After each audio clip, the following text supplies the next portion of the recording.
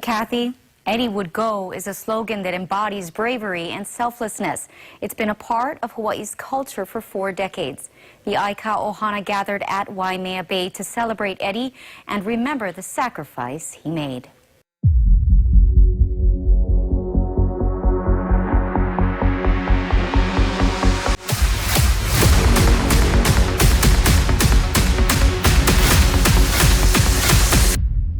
He was the most fearless man on the most dangerous stretch of ocean in the world. He had saved over 500 lives and never lost one. And 2 days before he died, he sat in a graveyard and told someone he was not coming back. This is the untold story of Eddie Aikau, a man who lived to protect others and whose final act of courage broke every heart in Hawaii. May 4th, 1946. Edward Ryan Makuahanai Aikau was born in Kahului on the island of Maui. His name was not random. In the Hawaiian language, Makuahanai means nurturing foster parent, a name given to someone whose purpose is to care for others before themselves. He was the third of 6 children. His father Solomon, a man everyone called Pops, raised the family on almost nothing. They lived in a compound of 15 houses off a dirt road, and later in a house at the edge of a Chinese graveyard on Oahu, where Pops worked as caretaker. On weekends, Pops drove the kids to Kahului Harbor to surf on old redwood boards in the shore break. Eddie was the darkest-skinned of his siblings. Locals sometimes called him Popolo, the Hawaiian slang for black. In those years, native Hawaiians were being pushed aside in their own homeland. Their language was disappearing. Their culture was treated as a relic. Eddie did not fight back with anger. He answered with mastery. His idol was Duke Kahanamoku, the legendary Hawaiian who had carried the spirit of his people to the world. Eddie did not just want to surf like Duke. He wanted to stand for something, the way Duke did. When the family moved to Oahu in 1959, Eddie was 13. By 16, school felt small. He dropped out, took the night shift at the Dole Cannery, and used his first paycheck to buy his first real surfboard. Work nights, surf mornings. He stuck to it, and when he wasn't in the water, he was on the beach playing guitar, quietly becoming a beloved local musician on the North Shore. In 1967, 21-year-old Eddie Aikau paddled out at Waimea Bay on one of its biggest days ever. The lineup was full of legends: Greg Knoll, George Downing.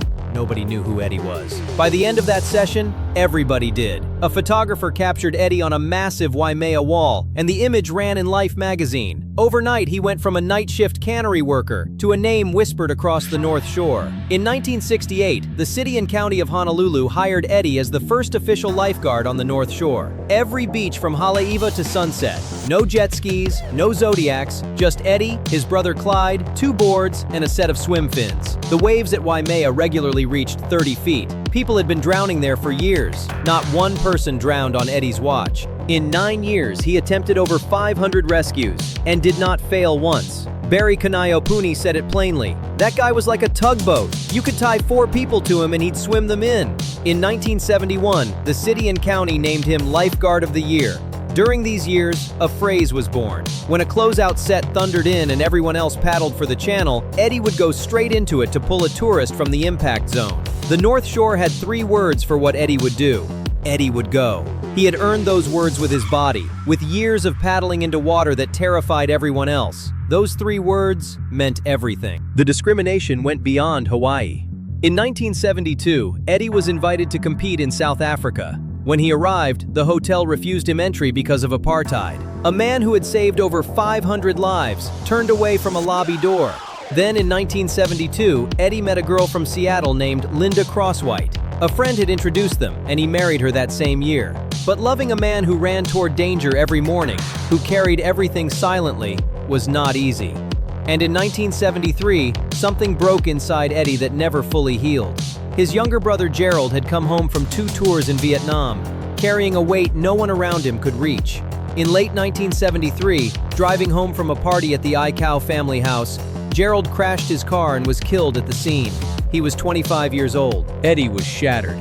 By 1976, 3 years later, those who knew him said he was still not the same. He drank more. He sometimes spent entire nights at Gerald's grave. Clyde later described that period in 3 words: some heavy personal trips. His marriage to Linda was quietly falling apart. His brother Solomon was eventually convicted and sent to prison in California. The community Eddie had spent his career protecting was unraveling around him. He needed something to hold on to. something to pull him back. In 1977, he found it. But his story there didn't end at that door. A local white family, the Thompsons, took Eddie into their home, proving his spirit could break through the deepest racial divides. The Duke Kahanamoku Invitational, the most prestigious contest in Hawaii, named after the man Eddie had spent his entire life trying to honor. He had entered nearly every year. He had come close. He had never won. Coming off the darkest years of his life, still sleeping at his brother's grave on the worst nights, Eddie Aikau paddled into the Duke at 31 years old, and he won. He stood on the podium at the contest named after his hero, after Gerald, after the marriage falling apart, after years of saving strangers, while quietly drowning himself. The ocean gave him that. He had no idea it would be the last major contest of his life. In the 1970s, a cultural movement was rising across Hawaii. At the center of it was the Hokule'a, meaning the Star of Gladness, a double-hulled voyaging canoe built to replicate the craft that had first carried Polynesian explorers across 2,500 miles of open ocean to Hawaii over 1,000 years ago. In 1976, it completed a voyage to Tahiti using only stars and ocean swells. No instruments. It was a declaration that Hawaiian culture was not a relic. It was alive. Eddie had to be part of the next voyage. He trained hard, studied navigation, and made the crew. This was more important to him than any contest, any wave. This was about his people. What the public did not know was that before departure, the crew had received warnings about gale force winds building in the Kaiwi Channel. The conditions were dangerous. The canoe was not designed for what the forecast described. They decided to go anyway. 2 days before the ship departed, Eddie gave a live AM radio interview. Listeners said something sounded different. He was nervous in a way they had never heard, quiet in stretches. That same day, he went to the graveyard near the family compound, sat among the headstones, and asked his sister-in-law to cut his hair. Then he told her he had a feeling he was not coming back. Details of the accident involving the Polynesian voyaging canoe Hokulea is Dalton Tananaka of ABC's affiliate KITV in Honolulu. On the evening of March 16, 1978, the Hokulea left Honolulu Harbor with 16 crew members. Hawaii's governor was at the dock. News cameras filmed the departure. The canoe disappeared into the darkening Pacific, into the exact conditions the forecast had warned them about. After a cold night hanging on to the overturned Hokulea, Aikau set out on a surfboard to get help for his crewmates. But after an intensive land, air, and sea search, Eddie Aikau is still missing. Within 5 hours, one of the hulls began leaking. At midnight, the ocean came over the deck. The Hokule'a capsized in the Kaiwi Channel, 12 miles south of Molokai. Its masts were broken. Its sails were in shreds. All 16 crew members were thrown into the dark, churning water. They pulled themselves back onto the overturned hull and held on through the night. They fired flares. No response. By the morning of March 17th, 2 crew members were going into shock. The canoe was drifting further from land. Still no help. Eddie looked toward the horizon. He could barely make out the shape of Lanai, 12 to 15 miles away. He pulled his 12-foot cream-white surfboard from the wreckage. He tied the leash to his ankle. He hung a portable strobe light around his neck. He pressed oranges against his body for energy. He tied a life jacket around his waist. Then he paddled away from the canoe. A few hundred feet out, the crew watched him stop. He reached down, removed the life jacket, and threw it into the sea. It was hindering his paddling motion, slowing down his only chance to reach help. He rose to the top of a swell. For one moment, the crew could see him clearly against the gray morning sky. He turned back and looked at them. He raised his hand and waved. Eddie Aikau paddled into the open Pacific and was never seen again. Now here is the detail that will haunt you. The crew clung to that hull for hours with no one coming. Then that evening, a commercial flight was passing overhead. The pilot, Captain Arthur D. Dagling, made a decision to alter his course mid-flight to avoid a storm system and give passengers a clearer view. That small adjustment in heading brought the plane directly over the capsized Hokule'a. At around 8:10 that evening, Captain Dagling spotted a flare rising from the dark water below. He banked the commercial jet and circled the site twice to lock in the exact coordinates for the Coast Guard. If he had stayed on his original course, no one would have seen a thing. The Coast Guard was called. By late that night, helicopters were lifting the crew to safety one by one. All 15 surviving crew members came home, but there was no Eddie. The largest air and sea search in Hawaiian history was launched. 5 days. Helicopters, Coast Guard cutters, private boats hired by the Aikau family. On the second day, a helicopter spotted Eddie's surfboard drifting 5.5 miles from where the Hokule'a had been found. Just the board, nothing else. On March 23, 1978, the Aikau family announced the search was over. Pop stared at the floor. His wife Henrietta sat without moving. His brothers sat with their chins in their hands. Eddie Aikau was 31 years old. His body was never found. On the rock above Waimea Bay, a bronze plaque was placed in his honor. It reads, "Greater love hath no man than this, that a man lay down his life for his friends." In 1984, surfing legend George Downing created a contest in Eddie's memory at Waimea Bay. It runs only when waves reach a minimum of 20 feet Hawaiian style.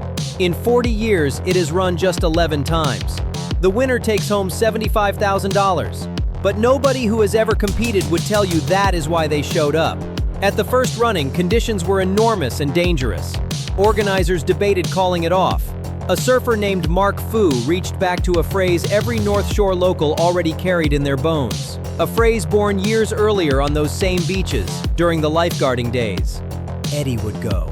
Mark Fu did not invent those words. He resurrected them at exactly the right moment. They spread across the world, on bumper stickers, t-shirts, stadium scoreboards. When the situation is too dangerous, when everyone else has turned back, Eddie would go. In 1987, Eddie's own brother Clyde stood on the winner's podium at Waimea Bay and wept. His death saved the very thing he loved most. After Eddie vanished, the entire Hawaiian community rallied around the Hokulea. The canoe was rebuilt, completed the voyage to Tahiti, and sailed to every corner of the Pacific. Today, Hawaiians teach their children ancient navigation methods that were nearly lost forever because Eddie went. He was born with a name that means nurturing foster parent. He spent 31 years living up to every word of it. He saved over 500 people from the sea. He paddled into the open Pacific alone, without a life jacket, because 15 people he loved were stranded, and he was the only one who could go.